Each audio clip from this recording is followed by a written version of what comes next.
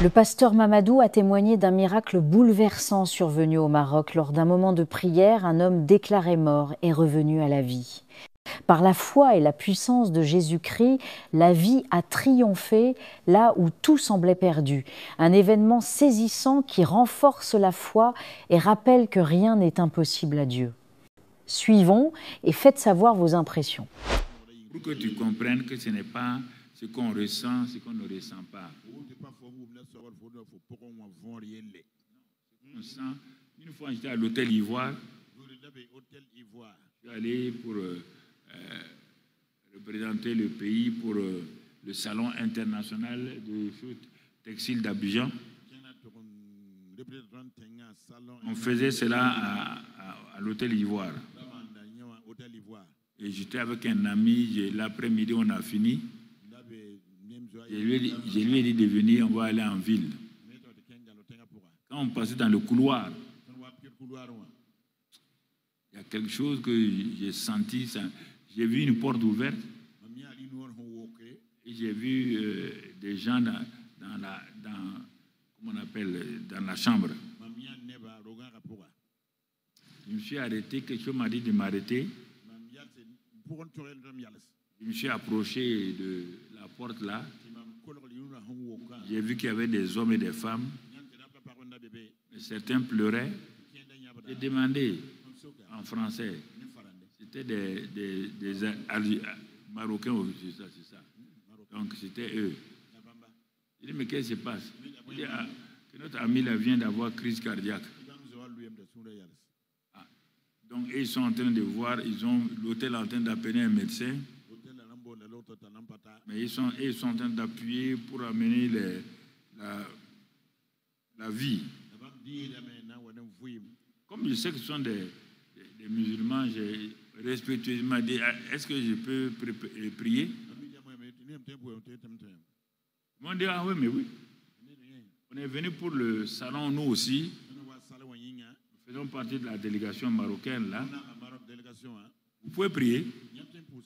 Donc, ils se sont écartés. Et je me suis abaissé, j'ai mis ma main sur le cœur. J'ai dit, je prends autorité maintenant sur l'esprit de mort. Esprit de mort. Tu libères cet homme. Je commande maintenant au battement cardiaque, circulation sanguine, de reprendre au nom de Christ Jésus. Quand j'ai enlevé ma main, le monsieur s'est assis. En ce temps, le docteur arrivait.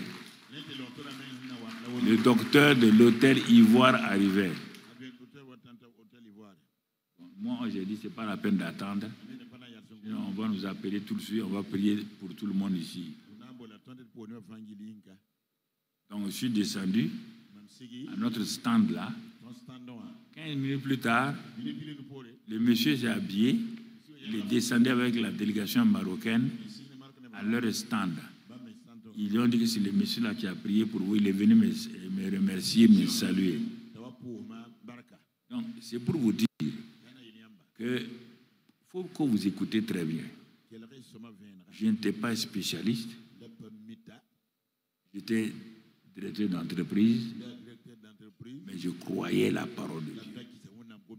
Et c'est pourquoi je pratiquais ça. Ce n'est pas quand je suis devenu pasteur que j'ai commencé. C'est quand j'étais un laïc que j'ai prié. Et j'ai vu ces choses-là. Ça, c'est dans le domaine médical. Mais dans le domaine des affaires, plein de choses. C'est pour te dire que comme la parole de Dieu dit ici, là, il dit que l'homme intérieur, l'homme extérieur. Ça s'est passé à ma propre fille. Elle est morte aux États-Unis. On m'a téléphoné ici. J'ai pris l'avion. Casablanca, New York, Atlanta. Et donc, je suis allé en Géorgie, Johnson City.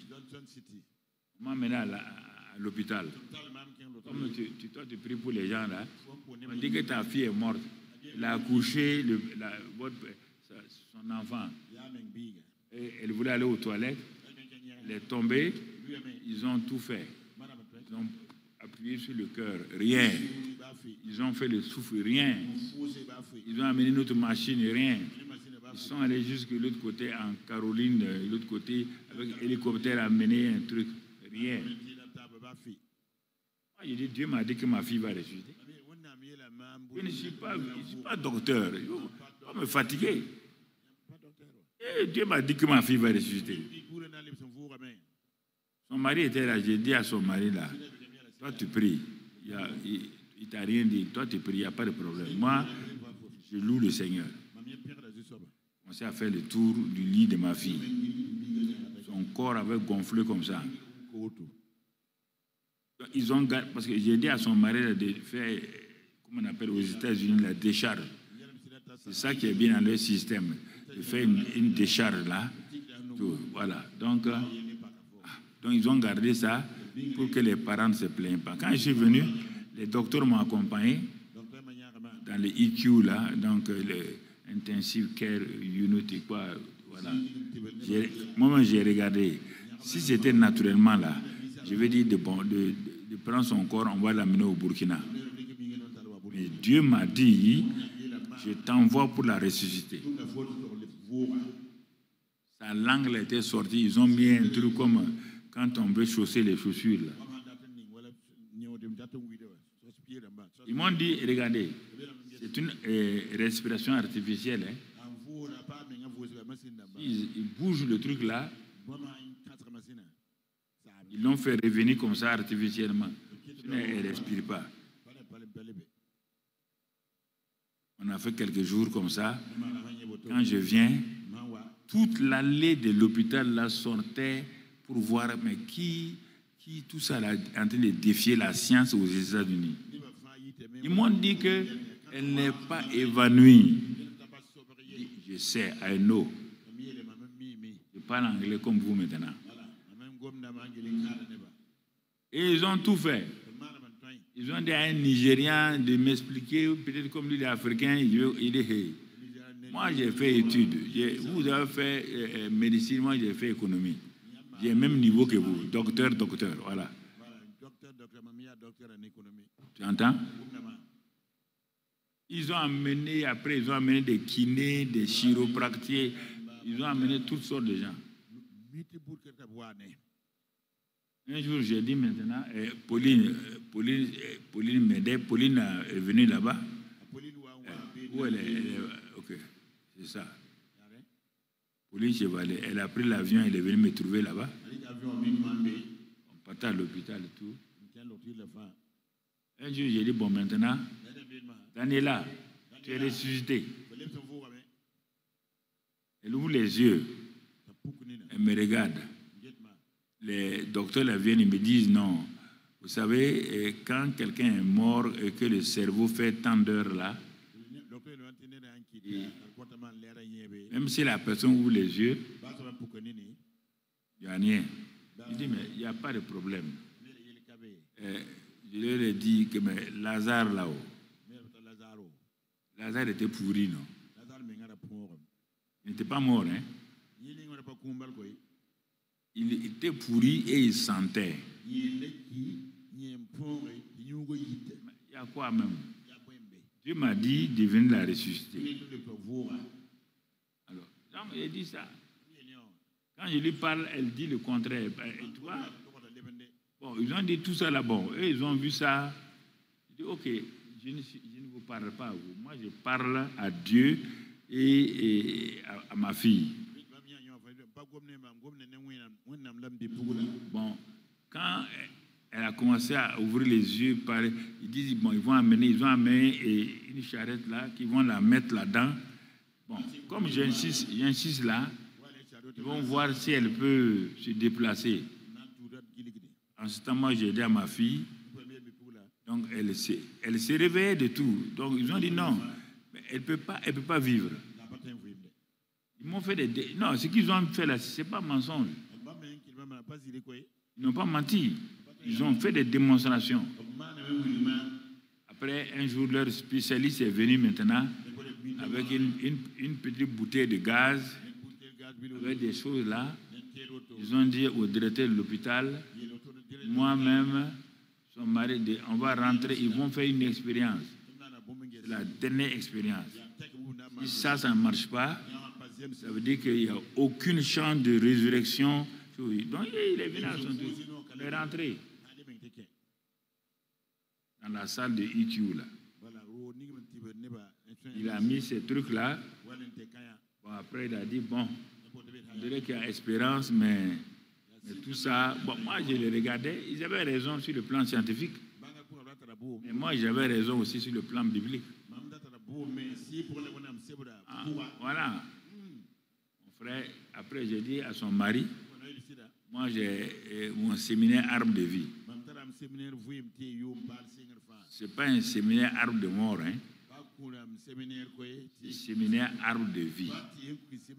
Je fais ça chaque année dans la deuxième semaine de janvier. Tout ça, c'est pour te parler. Je suis en train de donner des témoignages. Qui m'a dit de venir aux États-Unis? L'onction intérieure. Mais l'onction intérieure m'a amené là-bas. L'onction extérieure n'a pas commencé à agir. Est-ce que tu comprends? C'est ça que vous devez comprendre. L'onction intérieure m'a donné l'assurance qu'elle va ressusciter. Mais l'onction extérieure, le revêtement de puissance, n'a pas commencé à agir. Je parlais seulement. Je parle à ses oreilles. Il dit, sors, sors. Pas du comment, sors. On a renvoyé même une infirmière à cause de ça. Elle a dit, mais que l'Africain là les fatigue, mais qu'il pense qu'ils sont bêtes ici. On lui dit que sa fille est morte, il est en train de tourner. Il a mal parlé, moi j'ai posé plainte. J'ai dit à son mari d'écrire. Ils l'ont renvoyé. Mon ami. Et il ne joue pas là-bas. Hein. Donc, tu comprends? Après, j'ai pris l'avion. J'ai dit à son mari là, il dit Aïdalon, il ne pas s'inquiéter. Parce que son mari est libérien. Il dit ta femme là, elle est ressuscitée. Il dit, mais Daddy, il dit hey, il est ressuscité. Moi, je m'en vais faire mon séminaire. J'ai pris mon avion. Je suis arrivé ici, au Royal Air Maroc. Quand je suis arrivé, le lendemain, comme il y a un décalage, j'ai téléphoné dans leur chambre d'hôtel. Son mari a pris. Il est salué. Il dit alors, ça va? Et sa femme? Il dit, ma femme est en train de prendre sa douche. En train de prendre sa douche. Il dit, ah bon, on est en train de la laver. Il dit, non, non, elle-même prend sa douche.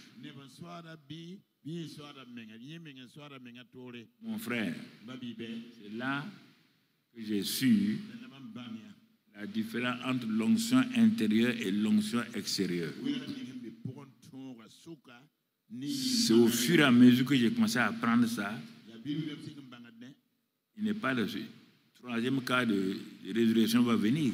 Dans cette vidéo, il s'agit bel et bien d'une révélation qui est liée à la vie chrétienne, où nous avions trouvé plusieurs révélations prophétiques, mais surtout le partage d'expériences vécues avec le Seigneur au cours de son parcours. Cependant, souvent un témoignage est utilisé pour fournir des preuves, des opinions ou des perspectives personnelles, ou encore simplement pour partager une histoire vécue dans la société. La force d'un témoignage réside dans sa capacité à rendre une expérience plus tangible et personnelle pour les autres, toujours dans le but de partager des expériences personnelles de foi et d'illustrer la puissance transformante de la croyance en Dieu. Cette personnalité très consciente de la redevabilité que nous approuvons envers le Seigneur, et dans le souci d'éveiller nos consciences étant que chrétiens, il était évident d'encourager et inspirer les autres, à renforcer leur foi et à témoigner de l'amour et des miracles de Dieu dans la vie quotidienne, mais aussi servir à montrer comment la foi a aidé une personne à surmonter des défis ou à trouver un but et un sens dans sa vie. Comme vous venez de suivre dans cette vidéo, les différentes réalités sur ces révélations seraient justement question d'appréhender et de considérer les préceptes de Dieu comme explicités dans des différents passages bibliques. Que pouvons-nous dire après avoir visionné cette séquence de vidéos? De tout ce que nous savons est qu'un témoignage chrétien est toujours un partage de son témoignage, qui prend la forme de l'annonce du royaume, du service du prochain et du don total de soi, même si cela doit conduire à la croix. Comme le Père a envoyé le Fils dans la puissance de l'Esprit Saint ainsi, ceux qui croient sont envoyés en mission afin de témoigner en parole et en acte de l'amour du Dieu Trinité. Dans la Bible, dans plusieurs passages, nous trouvons un bon nombre de personnages qui ont témoigné de leur foi pendant leurs expériences chrétiennes. Lorsque nous écoutons son témoignage, nous développons la même pensée et la même croyance qu'ont développé les serviteurs de Dieu dans la Bible sur plusieurs sujets comme ce dernier. Aussi vrai que le témoignage consiste à raconter, de manière sobre et construite, l'action de Dieu dans sa vie. On peut donc partager une expérience ou une conversion radicale, que nous soyons un instrument que Dieu utilise pour passer pour sauver les autres au moyen de nos révélations et témoignages. Votre expérience dans la vie chrétienne est justement comme un témoignage vivant qui marque les bénéfices de fréquenter le Seigneur Jésus, ainsi le connaître davantage. On ne peut pas parler de Dieu si on ne le connaît pas, si on ne lui parle pas.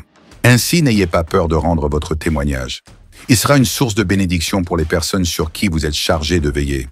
Dans la Bible, nous trouvons des portions d'Écriture comme celui qui est révélé dans un contexte qui nous concerne plus que jamais dans l'Apocalypse 12.11. Jean retranscrit ces paroles tellement profondes et puissantes pour nous dire et nous enseigner la clé avec laquelle l'ennemi de notre âme va être vaincu. Ils l'ont vaincu par la parole de leur témoignage. Cependant, le témoignage a une puissance. Le témoignage a cette capacité de vaincre l'ennemi. Là où il veut semer la pensée que Dieu n'agit pas ou plus, qu'il est absent, qu'il ne se préoccupe pas de nos besoins, qu'il est limité ou en retard, le témoignage affirme avec puissance que Jésus est vivant, agissant, et que cela est possible dans la vie de tout un chacun. Que ce soit dans ce climat d'injustice sociale ou ce contexte d'incrédulité ambiante, notre témoignage doit retentir.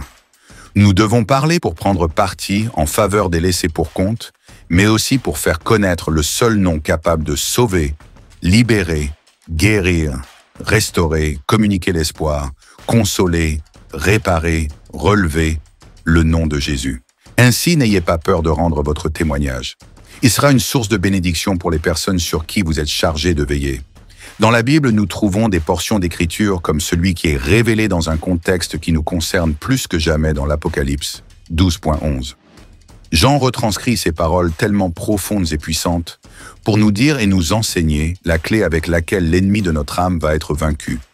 Ils l'ont vaincu par la parole de leur témoignage. Cependant, le témoignage a une puissance. Le témoignage a cette capacité de vaincre l'ennemi. Là où il veut semer la pensée que Dieu n'agit pas ou plus, qu'il est absent, qu'il ne se préoccupe pas de nos besoins, qu'il est limité ou en retard, le témoignage affirme avec puissance que Jésus est vivant, agissant, et que cela est possible dans la vie de tout un chacun. Que ce soit dans ce climat d'injustice sociale ou ce contexte d'incrédulité ambiante, notre témoignage doit retentir. Nous devons parler pour prendre parti en faveur des laissés pour compte, mais aussi pour faire connaître le seul nom capable de sauver, libérer, guérir, restaurer, communiquer l'espoir, consoler, réparer, relever, le nom de Jésus.